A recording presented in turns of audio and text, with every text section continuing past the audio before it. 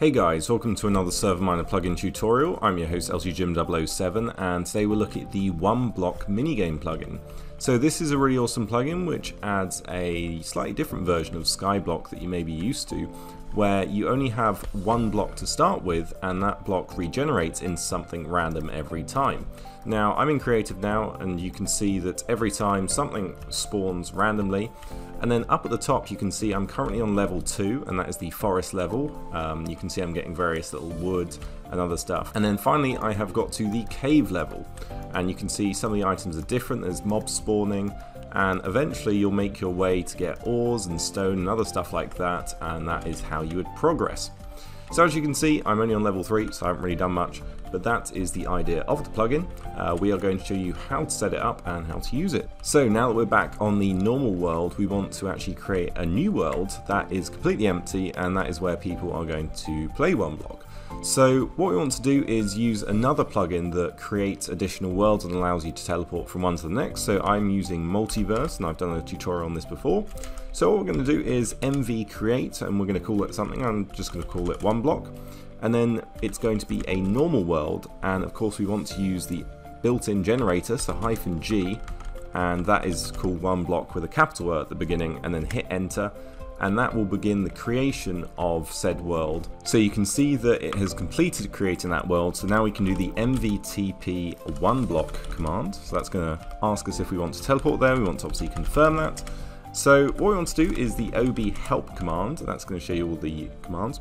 Now all you really need to do is one of them, which is the ob set command. Now you can either hit enter now and the default range between these islands is going to be 100 blocks, or you can put in a number after it and then it will increase it to 200 or 500 for example. So hit enter. What we could do is the obj command, and that is going to allow us to join a brand new world in our new world that we created. And you can see you literally start with one block, and then obviously you destroy that block and you wouldn't fall down, and then now you have another block with a flower, and you can continue like that, getting various different materials. Obviously I'm already at level 3, but if you started from the beginning you would just get lots of dirt until you progress to the second level. And then if we destroy a few more of these, we get deposits of the rocky rock. There's a few additional commands that you can do. So there is the physics command. So do you want certain items to have physics applied to them, such as sand and gravel? Do you want that to full? Yes or no?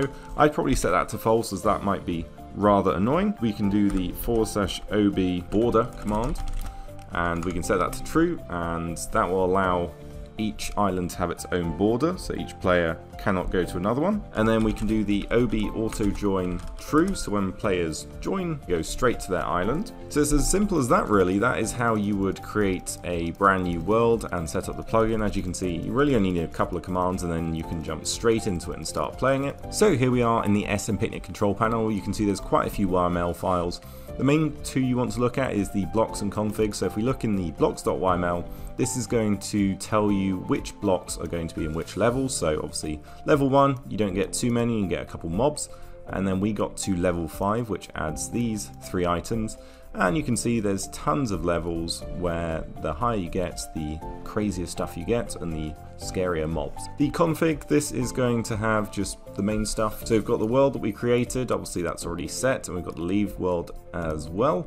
And then the progress bar up at the top, that was pretty handy, the color, the chat alert, and various other things. Then we have the block distance, which we obviously changed from 100 to 200. And then the max players per team, physics, yes or no. Just stuff you could do via command or in the config file. And here we are on the spigot page. You can see it's updated from 1.8 to 1.19.